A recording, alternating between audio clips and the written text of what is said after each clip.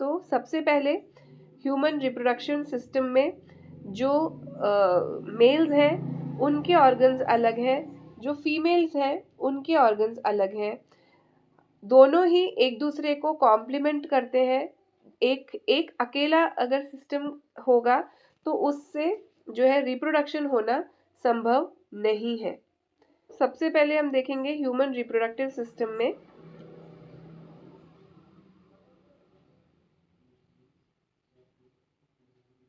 एक होता है, जब आपको मैंने समझाया था सेल डिवीजन कैसे होता है, तो सेल यानी कि एक कोशिका, उस एक कोशिका से अनेक कोशिकाएं कैसे बनती हैं ये हम देख चुके हैं। कौन सी प्रोसेस में? सेल डिवीजन के प्रोसेस में हमने ये देखा। और ये सेल डिवीजन में हमने किस प्रकार देखा?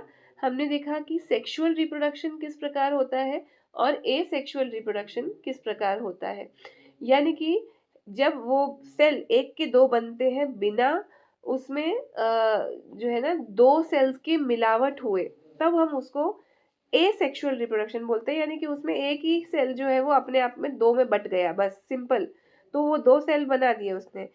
लेकिन जब दो अलग अलग जो है सेल होते हैं, एक मेल एक फीमेल, तो इन दो सेल्स को मिलाकर के जब एक नया सेल बनता है, तब उसका जो उसको बोलते हैं सेक्सुअल रिप्रोडक्शन। और उसमें क्या होता है, क्रोमोसोम्स का नंबर आधा हो जाता है। क्यों? क्योंकि आधे नंबर के क्रोमोसोम्स तो वो प्राणी खुद बनाता है। और जो एसेक्सुअल रिप्रोडक्शन होता है उसमें माइटोसिस में क्या होता है, सिंपल, वो जो जितने उसके पेरेंट्स के रहते हैं ना, उतने ही सेम जो है वो क्रोमोसोम जो है वो बच्चे के अंदर भी उतने ही रहते हैं।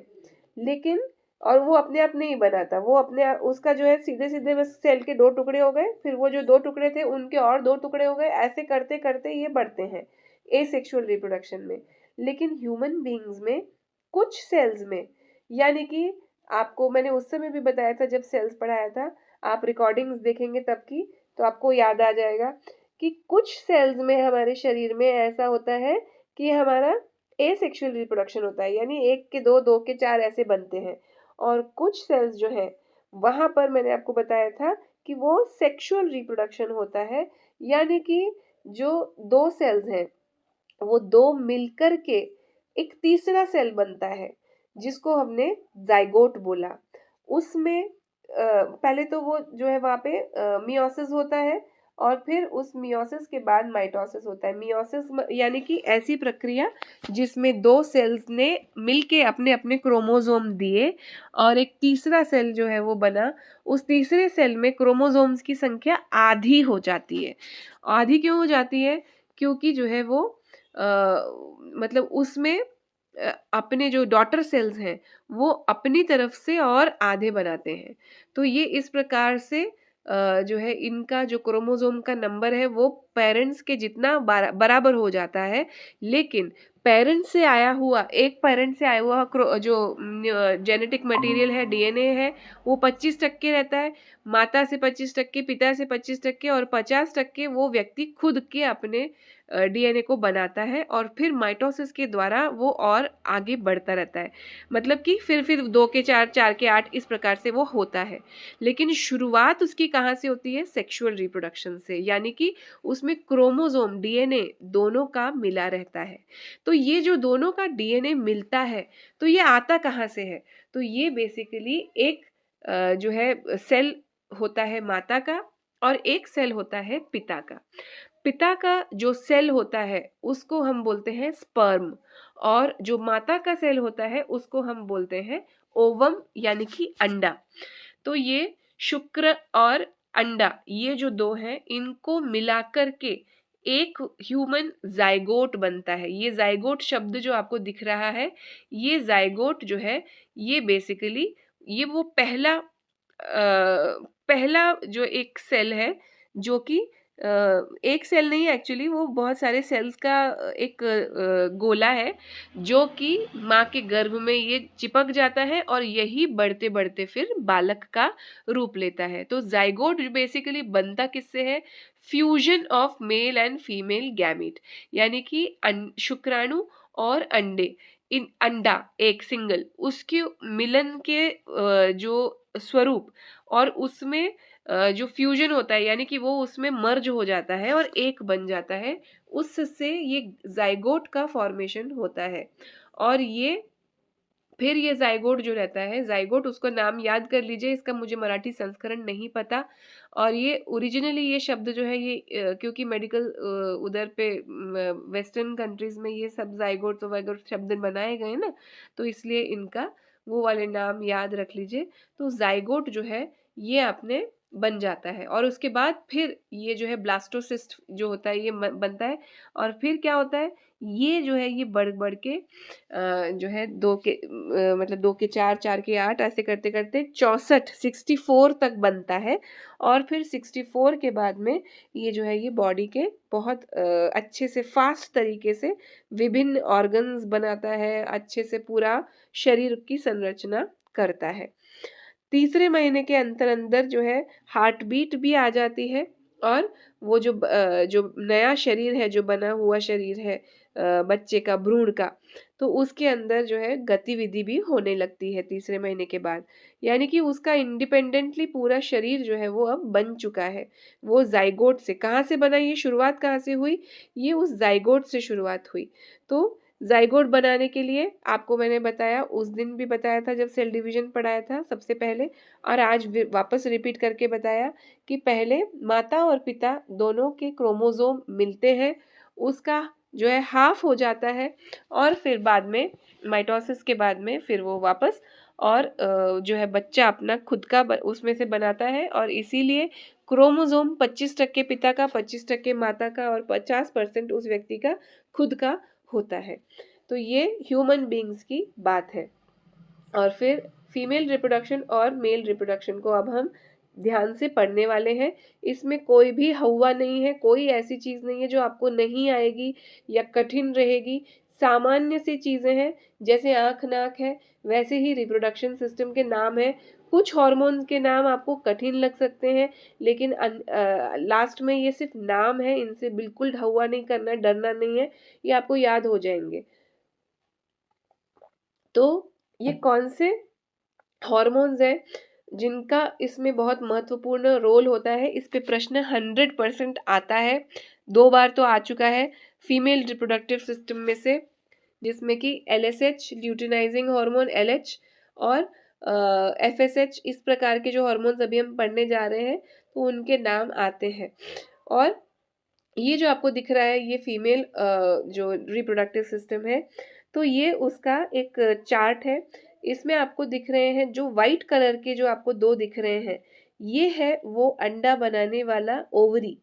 तो ये ओवरी जो है, और यहीं पर फाइब्रॉइड्स होने की वजह से आजकल जो है वो लेडीज को जो है सिस्टिक ओवरीज सिंड्रोम, इस प्रकार का PCOD नाम का रोग बहुत कॉमन हो गया है आजकल। तो वो ओवरीज में ही होता है। क्यों? क्योंकि यहाँ पे फाइबर जो है वो ज्यादा हो जाता है और जो है सामान्य गतिविधि उसकी कॉम्प्रोमाइज हो जाती है। यूटरस जो है जो बीच में आपको दिख रहा है, जैसे उस दिन नातू मैम ने दिखाया था कि उस यूटरस में जितना भी वजन सहने की कैपेसिटी है, गर्भावस्था में उस वजन का 1000 गुना ज्यादा कैपेसिटी बढ़ जाती है। यानी कि अचानक से जब व्यक्ति जो है गर्भ धारण करता है, तब उस समय उसके जो ये है यूटरस जो है, उस यूटरस में वजन को सहने की और उसका बड़ा होने की जो कैपेसिटी है, इलास्टिसिटी है, ये कितनी बार बढ़ जाती है? 1000 पट बढ़ जाती है।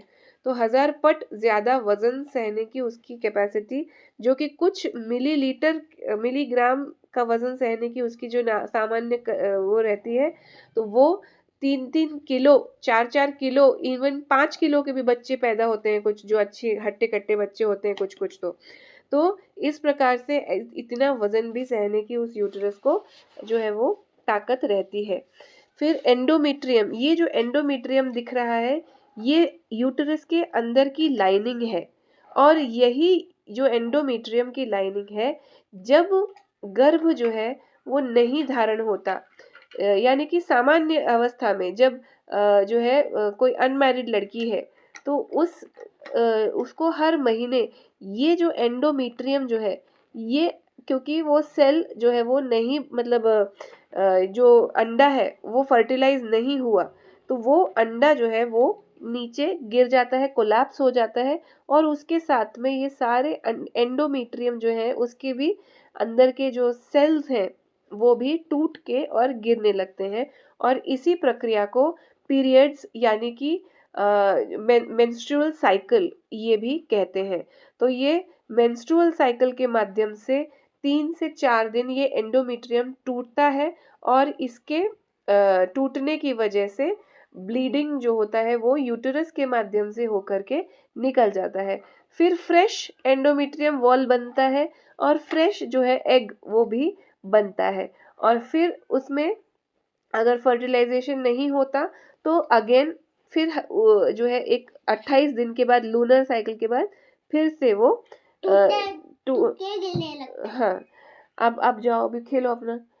ठीक है, फिर ये सर्विक्स जो है, ये सर्विक्स और वजाइना ये जो है ये ऐसे भाग हैं जहाँ पर सिर्फ जो है ये पहुँचता है, क्या बोलते हैं स्पर्म जो है ये वहाँ तक पहुँचता है वजाइना के माध्यम से। और इसका जब स्पर्म जो है ये यूटेरस तक पहुँचता है और फेलोपियन ट्यूब के अंदर जब पहुँचता है तब जाके, क्योंकि एग जो होता है वो फेलोपियन ट्यूब में होता है, और फेलोपियन ट्यूब में वो फर्टिलाइज होता है। फर्टिलाइज होने के बाद उसको यूटेरस में लाया जाता है, और यूटेरस में लाने के बाद वहाँ पर वो बच्चा जो है वो बड़ा होता है, और उसका जो गर्भ में जिस प्रकार से प्लेसेंटा बनती है फिर उसके आसपास यूटेरस में, और वो प्लेसेंटा जो है वो उस बच्चे का संरक्षण करती है। हमने प्लेसेंटा के बारे में भी एक बहुत अच्छी चीज़ पढ़ी थी कि वो प्लेसेंटा जो है वो सिर्फ गर्भावस्था में किस चीज़ का कार्य करती है, क्राइन ग्लैंड का कार्य करती है। एंडोक्राइन की एक्सोक्राइन का कार्य करती है। एक्सोक्राइन, क्योंकि उसी समय बस वो उतने जगह पे उस बच्चे के लिए बहुत सारे जो हॉर्मोन्स हैं वो रिलीज करने का कार्य करती है, और साथ ही साथ जो आवश्यक केमिकल्स हैं उनको भी रिलीज करती है और संरक्षण भी करती है। तो ये जो प्लेसेंटा है, प्लेसेंटा यानी कि जो गर्भ को कवर किए हुए जो एक वो होती है झिल्ली, तो वो झिल्ली जो है प्लेसेंटा उसको बोलते हैं। ठीक है, ये हो गए हमारे मेन भाग जो है फीमेल ऑर्गन्स के। मेल ऑर्गन्स में हम देखते हैं यहाँ पर ब्लैडर, ये यूरिनरी ब्लैडर जो है उसकी बात है। उसके पास में ये सेमिनल वेसिकल नाम की ये एक जो है ये होती है, एक खाली वेसिकल होती है। वेसिकल मतलब होता है जैसे वेसल होता है, तो इस प्रकार से कुछ एक जगह होती है जिसमें भरा होता है ये स्पर्म्स। ठीक है, प्रोस्टेट जो है ये ग्रंथि है जो कि इसको बनाने के लिए, इस हार्मोन को बनाने के लिए मदद करता है। ये वास डिफरेंस जो है, वास डिफरेंस इसमें कहीं कहीं आप पढ़ेंगे वासा, VASA भी पढ़ेंगे। तो ये वासा या वास डिफरेंस ये जो है ये ट्यूब होती है, जैसे वहाँ फेलोपियन ट्यूब होती है ऐसे ही यहाँ पे वास डिफरेंस जो होती है ये होती है।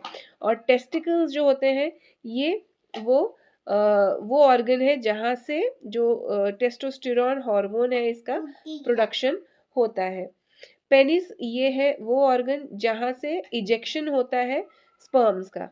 और यूरिथ्रा यही जो है ये इसका यूरिन का भी जो है निष्कासन करने के लिए इसका उपयोग होता है। एपिडेमिस ये टेस्टिकल्स के ऊपर की जो त्वचा है उसको एपिडेमिस बोला है।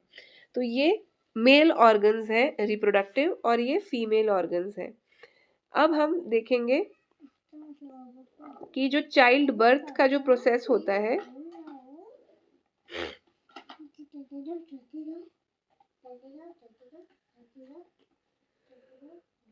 हाँ, तो ये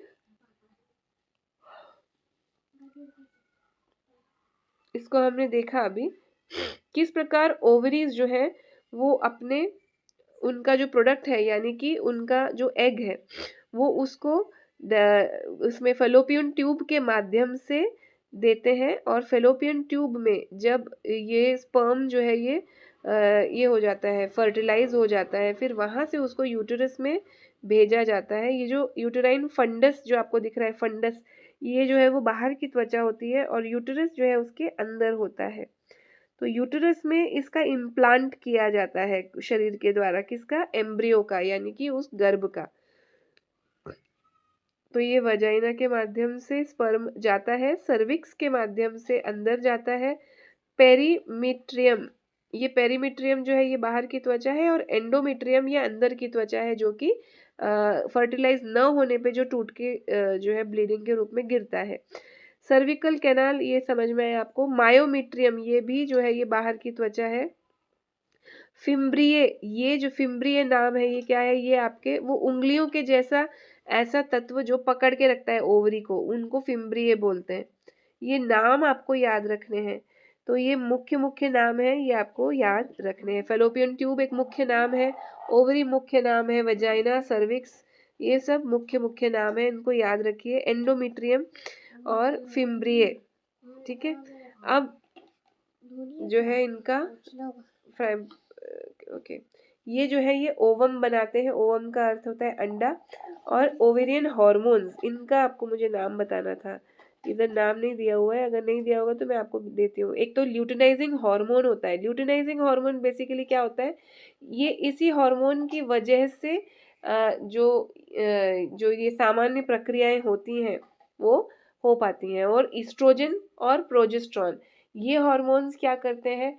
ये हार्मोन्स जो है ये गर्भ को प्रॉपर जो है रखने में कार्य करते हैं। ईस्ट्रोजन, प्रोजेस्टेरॉन, एक तो ल्यूटिनाइजिंग हार्मोन आपको बताया मैंने, और ये दोनों, इसके अलावा और भी हार्मोन्स होते हैं, एक एक करके अगर इसमें मिलते हैं तो अच्छी बात है, नहीं तो मैं आपको ही बताऊंगी सारे।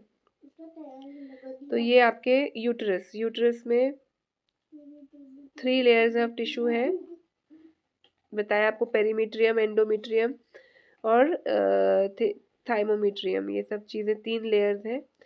फेलोपियन ट्यूब्स, ये बेसिकली 10 से 12 सेंटीमीटर लंबे होते हैं, और ओवरी के आउटर लेयर से जो है ये लाइंड होते हैं, और फनल शेप के होते हैं। फिंगर लाइक प्रोजेक्शन जो होते हैं उनको फिम्ब्रिये बोलते हैं, उंगलियों के जैसे। और ये ओवम को जो है वो कलेक्ट करने में मदद करते हैं ओव्यूलेशन के बाद। मैमरी ऑर्गन्स, हाँ, ये मैमरी ऑर्गन्स जो है ये महत्वपूर्ण है। ये माता को जो है बालक को दूध पिलाने के लिए जो है ये कारक होते हैं, ये मैमरी ऑर्गन्स। हाँ, आप उधर जाके खेलो। The glandular tissue of each breast has memory lobes, और ये जो जब ये होता है, डिलीवरी होती है, तो ऑटोमेटिकली जो मैमरी ग्लैंड्स है इनको एक्टिवेशन हो जाता है, और मिल्क प्रोडक्शन जो है वो आ जाता है। तो ये सारा कुछ जो है ये एकदम नेचुरली, नॉर्मली होता है। एक्सटर्नल जेनिटिलिया, ये जो है ये प्यूबिस, लबिया, ये जब ये सब ऑर्गन्स हैं, इनके आपको नाम जो है वो थोड़ा रहने चाहिए ध्यान में, ज़्यादा इस पे प्रश्न नहीं आया अभी तक। हाँ, ये है जो महत्व का है, और ये आपको आया है oogenesis। oogenesis मतलब अंडे का बनना, formation of mature female gametes. ये कैसे होता है? जो मिलियंस ऑफ oogonia जो है, oogonia जो है ये बनते हैं फीटल ओवरी में, मतलब कि बहुत सारे जो है जो एग्स हैं ये बहुत ज़्यादा बनते हैं फीटल ओवरी में। और आफ्टर बर्थ, यानी कि बच्ची जो हुई है, जो नवजात बच्ची जो है, तो उसके जन्म के बाद और फिर अंडे नहीं बनते। ये नातू मैम ने उस दिन बताया था, तो मुझे बहुत आश्चर्य हो रहा था सुन के, लेकिन ये यहाँ पर लिखा हुआ है कि जब जन्म होता है उस बच्ची का, तो उसी समय ये सारे के सारे जो ऊजेनिया मतलब कि वो जो अंडे के जो प्रीवियस वाली स्टेप जो होती है तो वो पहले ही उसके अंदर उतने रहते हैं, मिलियंस, और उसमें कई जो है वो उसी समय जो है ख़त्म हो जाते हैं, और फिर धीरे धीरे करके जो है वो ख़त्म होते हैं और फिर प्यूबर्टी के टाइम से फिर वो जो है वापस उसमें से जो है एग्स जो है वो बनना शुरू होते हैं और फिर ये मैच्योर होकर के वो उनका निकलना भी शुरू होता है। तो प्राइमरी फॉलिकल्स जो है ये ग्रैन्युलोसा सेल्स और इन सब से बने रहते हैं और फॉलिकल जो है वो ग्रो होता है और मियोसिस आपको बताया मैंने, मियोसिस का अर्थ होता है सेक्सुअल रिप्रोडक्शन। तो ये इसी से हमारे जो रिप्रोडक्टिव सेल्स होते हैं ये मियोसिस से बनते हैं। बाकी सारे जो हमारे शरीर में सेल्स होते हैं वहाँ माइटोसिस की प्रक्रिया से रिप्रोडक्शन होता है। तो ये जो रिप्रोडक्टिव सेल्स है वहाँ पे मियोटिक डिवीजन होता है और हैप्लॉइड यानी कि आधे नंबर ऑफ सेल्स जो है उसमें होते हैं, मतलब क्रोमोसोम्स के सेल्स नहीं आधे होते, क्रोमोसोम उसके अंदर आधा नंबर होता है। जैसे कि 46 क्रोमोसोम्स जो है वो सामान्य माता पिता के होते हैं, तो यहाँ पर 23 क्रोमोसोम्स के ही जोड़े रहते हैं इस मियोसिस के बाद में। और फिर पहला जो है फर्स्ट वो पोलर बॉडी बनती है और फिर ये जो जब ये जो मिलते हैं तब फिर ये दोनों मिला करके ये 46 क्रोमोसोम्स जो है वो बनाते हैं। और फिर ये हो गया आपका। अच्छा, मेंस्ट्रुअल साइकिल में ये भी देखेंगे, ये इसमें से भी प्रश्न आते हैं और इसमें हार्मोन्स के नाम जो है वो पूछे जाते हैं। ये देखिए यहाँ पे ये आपको हार्मोन्स दिख रहे हैं, LH, FSH, ईस्ट्रोजन और प्रोजेस्टेरॉन। ये चारों हार्मोन के नाम आपको याद करने हैं कंपलसरी, क्योंकि ये चारों भी पूछे गए हैं। LH का फुल फॉर्म होता है ल्यूटिनाइजिंग हार्मोन। ल्यूटिनाइजिंग हार्मोन ये आपके शरीर में कौन सा कार्य करता है? तो ये फीमेल बॉडी में ये जो है ये सामान्य रूप से कार्य करता है रिप्रोडक्टिव उसमें सिस्टम में। FSH जो है एग बनने का जो प्रोसीजर है, तो ये हार्मोन का जो ईस्ट्रोजन का लेवल है ये बढ़ता है और मिड साइकिल में जो एग है वो रिलीज होता है और फिर एग जो है वो फर्टिलाइज अगर होता है उस जर्नी में तो कहाँ होता है? फेलोपियन ट्यूब में। और फिर वूम्ब में यानी कि वहाँ यूटेरस में जो है इसको प्लांट कर दिया जाता है। और अगर ये एग अनफर्टिलाइज्ड रहता है तो ये जो प्रोजेस्टेरॉन लेवल जो है उसका हार्मोन का वो बढ़ता है और फिर ये मेंस्ट्रुएशन के रूप में ये बाहर फेंक दिया जाता है। प्यूबर्टी जो है ये वो एज है जब ये एग्स जो है ये राइप होने लगते हैं और फिर उसके बाद, और मीनोपॉज वो एज है जब ये उसके बाद एग्स जो है वो खत्म होने लगते हैं। हाँ, तो अच्छा, अभी मेल रिप्रोडक्टिव ऑर्गन्स जो है तो उसमें जो पेनिस है वो इट कंटेन्स टिश्यू जो कि ब्लड जो है उससे फिल रहता है और ड्यूरिंग जो है सीमेन जो है वो उसी के द्वारा डाला जाता है इजैकुलेशन के माध्यम से। टेस्टिकल्स जो है ये ग्लैंड्स हैं जो कि स्किन के सैक में स्क्रोटम में जो है ये रहते हैं और यहाँ पर ही इसका प्रोडक्शन होता है। यहाँ पर लोअर टेम्परेचर शरीर का जो है वो रहता है ताकि इसके हीट से जो है ये स्पर्म जो है ये खत्म हो सकता है, ये डिस्ट्रॉय हो सकता है। इसलिए एपिडिडमिस, ये एपिडिडमिस बेसिकली ये स्मॉल छोटे छोटे ट्यूब्स होते हैं जो कि टेस्टिकल के बैक में ये जो है रहते हैं और इनका कार्य है स्पर्म को स्टोर करना। और वासा डिफरेंस जो है इसका क्या कार्य होता है? ये एपिडिडमिस जो है ये eventually becomes the Vasa difference, और ये जो एपिडिडमिस ऊपर हमने जिसकी बात की जो कि स्टोर करता है ये बेसिकली एक लार्जर ट्यूब में बदल जाता है, उसी को वासा डिफरेंस बोला गया है जो कि यूरिथ्रा के साथ में जो है अटैच रहता है और वहाँ से ही इजैकुलेशन के माध्यम से इनको शरीर के बाहर जो है निकाला जाता है और इंटरकोर्स के दौरान इसको फीमेल बॉडी में इम्प्लांट किया जाता है। एक्सेसरी सेक्स ग्लैंड्स जो होते हैं जैसे कि बाकी के प्रोस्टेट ग्लैंड है, जो कैंसर होता है प्रोस्टेट कैंसर तो वो यहाँ पर ही होता है मोस्टली। सेमिनल वेसिकल्स और ये जो बल्बरथल ग्लैंड्स वगैरह ये तो बहुत सारे अलग अलग जो ग्लैंड्स दिए हुए हैं, यानी कि इन सब का जो कंट्रीब्यूशन है वो यही है कि जो मेल जो स्पर्म है उसका प्रॉपर बनना और जो है उसका इजैकुलेशन के माध्यम से दिया जाना। हॉर्मोन्स जो है ये बेसिकली केमिकल मैसेंजर्स हैं। और कौन सा हार्मोन मेल रिप्रोडक्टिव सिस्टम में बनता है, तो ये टेस्टोस्टेरोन हार्मोन बनता है। तो यहाँ पर बहुत ज़्यादा हार्मोन्स नहीं होते। फीमेल्स में हमने 4 हार्मोन पढ़े, चारों के हार्मोन्स के नाम आपको मालूम होना चाहिए। पहला मैंने आपको बताया था LH ल्यूटिनाइजिंग हार्मोन, FSH यानी फॉलिकल स्टिमुलेटिंग हार्मोन, उसके अलावा ईस्ट्रोजन और प्रोजेस्टेरॉन, ये 4 नाम आपको बताए गए हैं। चारों नाम आपको ढंग से याद रहने चाहिए। और यहाँ पर हमने देखा सिर्फ जो है मोस्टली एक तो एंड्रोजन, ये एक नाम आपको याद आएगा। तो एंड्रोजन से ही क्या बनता है, the most important androgen is testosterone. तो एंड्रोजन भी 2-3 तरह के होते हैं, तो उसमें टेस्टोस्टेरोन जो है ये एक मुख्य हार्मोन है, जिसके बनने के साथ साथ जो है ये बच्चों के जब प्यूबर्टी होती है जब बॉयज़ को, तब उनका बॉडी मसल मास बढ़ता है, हाइट बढ़ती है, आवाज़ जो है वो मोटी और गहरी हो जाती है, और शरीर पे हर जगह जो है वो बाल आने लगते हैं इंक्लूडिंग दाढ़ी मूछ। तो ये स्पर्म जो है ये मेल रिप्रोडक्टिव सेल है, और इसका जो कार्य है वो है एग को फर्टिलाइज करना, और इसी के अंदर जो है जेनेटिक मटेरियल भी रहता है। ये स्विम करता है टुवर्ड्स द एग और उसको जा कर के ये करता है, फर्टिलाइज करता है।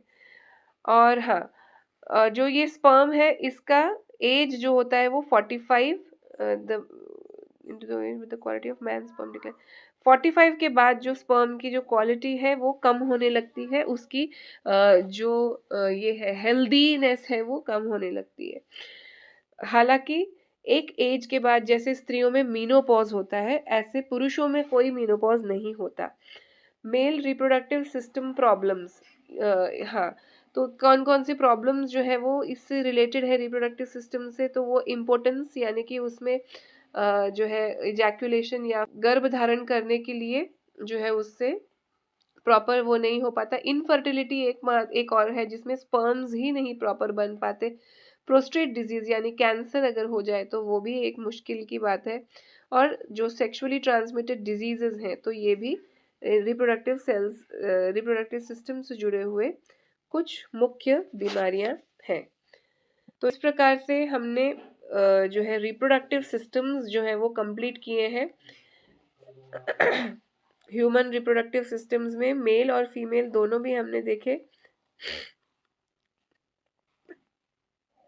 इसके अलावा आपको यूट्यूब पे भी काफ़ी 12th लेवल का जो है, बस वो 12th लेवल का भी आपके लिए सफिशिएंट है, उससे ज़्यादा डिटेल नहीं लगेगा। इसमें आपको थोड़ा और डिटेल अगर पढ़ना हो तो आप जो है एक बहुत महत्वपूर्ण चीज़ है क्या, मेंस्ट्रुअल साइकिल, जिसमें कि